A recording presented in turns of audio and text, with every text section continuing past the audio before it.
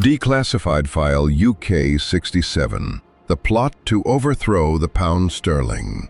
Imagine a world where the financial stability of the United Kingdom, America's closest ally, was not destroyed by its own weakness, but was intentionally sabotaged by the United States Treasury itself. This was not an accident of policy. It was a cold, calculated move to secure global financial domination. This declassified file exposes the hidden truth behind the 1967 collapse of the pound sterling, revealing the ruthless backroom deals, the deliberate withholding of critical aid, and the secret American agenda that finally ended Britain's centuries-long reign as a global economic power. By the end of this report, you'll understand why the US dollar holds its exorbitant privilege today, how America's closest friend was sacrificed for financial security, and the true cost of the so-called special relationship between Washington and London. To understand the betrayal, we must first look back to the aftermath of the war, to a promise that the British economy could never keep.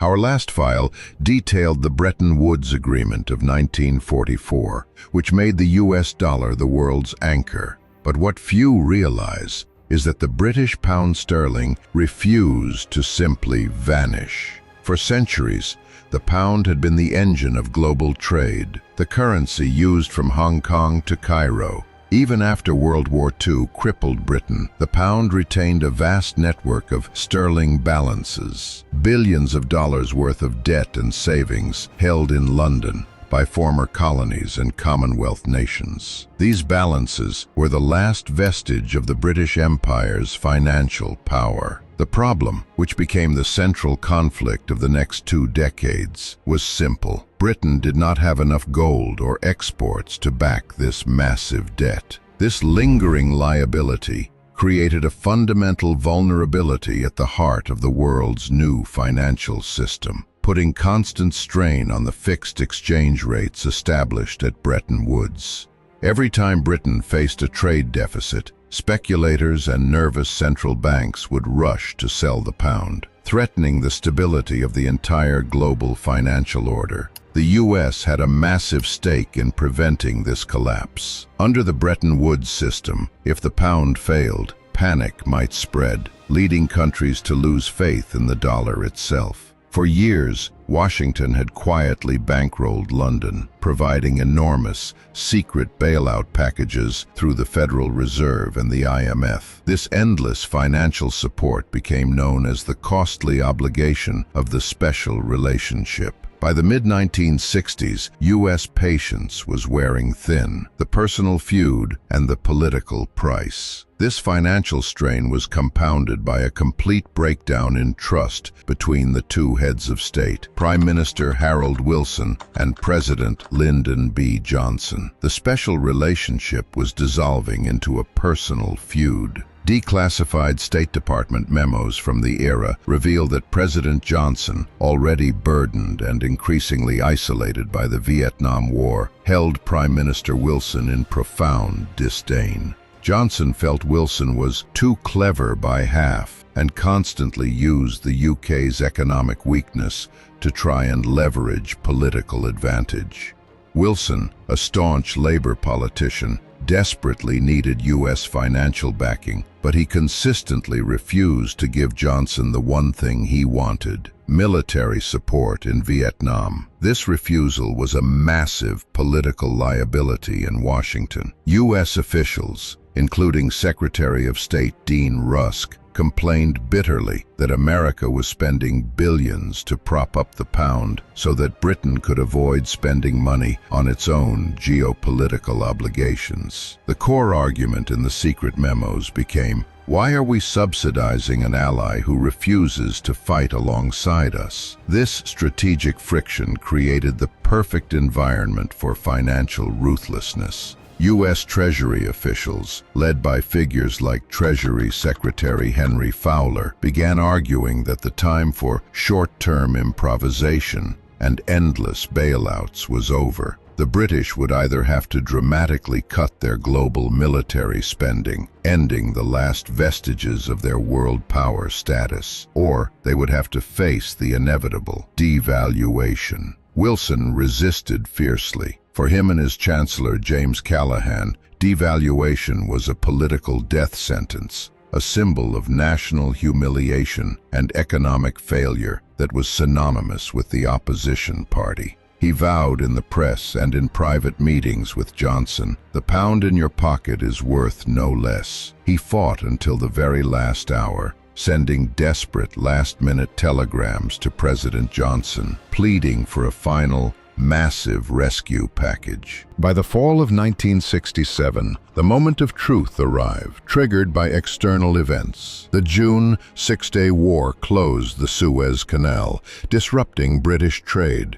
A massive, crippling dock strike then paralyzed British exports for weeks. The trade deficit exploded, and speculators moved in for the kill. The Bank of England was bleeding dollars, frantically trying to defend the fixed rate of $2.80 to the pound. They sent their most trusted envoys to the United States for the expected but necessary bailout. But this time, the response from Washington was different. It was cold. It was calculating. Declassified memos from the US Treasury and the National Security Council revealed that American officials, having secretly determined that devaluation was the only permanent solution, used this crisis not to help Britain, but to administer the killing blow. Washington's policy was not rescue, but enforcement. President Johnson called his cabinet together. His decision was clear. Britain would receive no last-minute unconditional rescue. Any final loan would come with terms designed to force devaluation.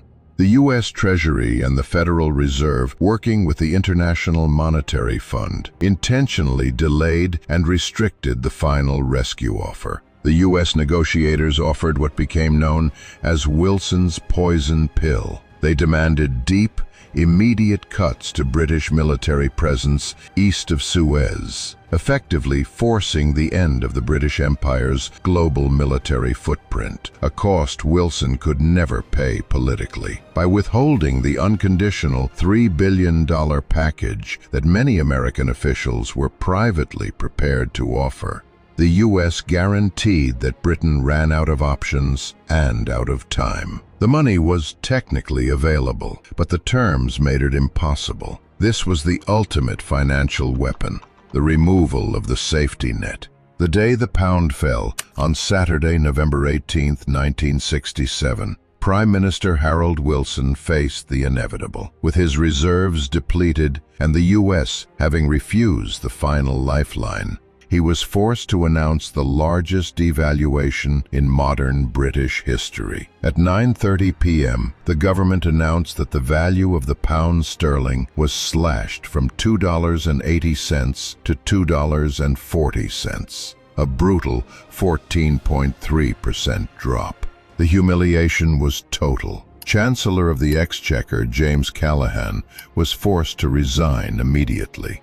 The true measure of American ruthlessness lay in the immediate aftermath. President Johnson was informed of the British decision, and his own public statement that weekend was a calculated act of monetary theater. Johnson's statement, delivered to reassure the world, made no mention of the failed negotiations or the U.S. ultimatums. Instead, he simply stated that Britain was suffering from a fundamental imbalance and had made an adjustment in accordance with the regular procedures of the International Monetary Fund. This public framing obscured the private, coercive pressure applied by Washington, ensuring that the blame for the economic disaster fell entirely on London's shoulders. The infamous moment came the following day, when Prime Minister Wilson attempted to reassure the nation, uttering the phrase that would haunt his career: "The pound in your pocket is worth no less."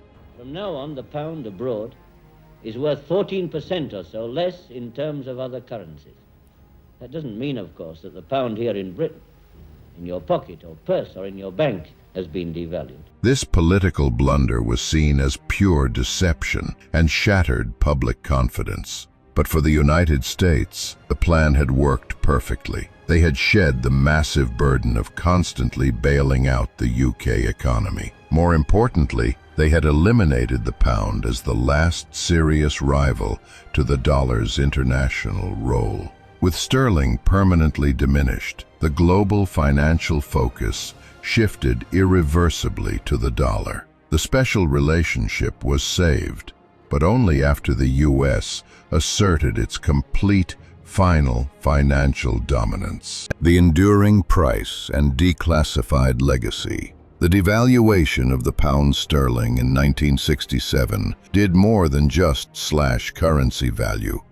It created economic pain that resonates into the present day. Imported goods, which Britain desperately needed, instantly became 14% more expensive. This sudden price shock contributed directly to the inflation that plagued Britain for decades, leading to labor strikes, social upheaval, and the loss of countless manufacturing jobs. The pound would never again return to the $2.80 parity, permanently marking the end of its global reserve status. The true declassified legacy of File UK 67 is the exposure of the dollar's exorbitant privilege, the enormous financial power America wields globally. By forcing the devaluation of the pound, the US ensured the stability of its own Bretton Woods system for a few more years, while simultaneously cementing the US dollar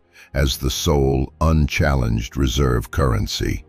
This moment was the quiet financial war that led to the permanent economic subordination of America's oldest ally. It serves as a chilling reminder today, as countries like the UK, facing inflation and domestic economic turmoil, have limited tools to fight back. Their destiny is no longer determined in London, but in Washington. The devaluation of 1967 was a final, painful lesson from a ruthless financial master. In the geopolitical arena, national interest always trumps friendship. The unseen threads of subordination. The declassified details of this financial coup reveal that the global economy is not driven by chance, but by calculated, quiet acts of aggression between allies and rivals alike. The world's money is simply too important to be left to chance or to friendship.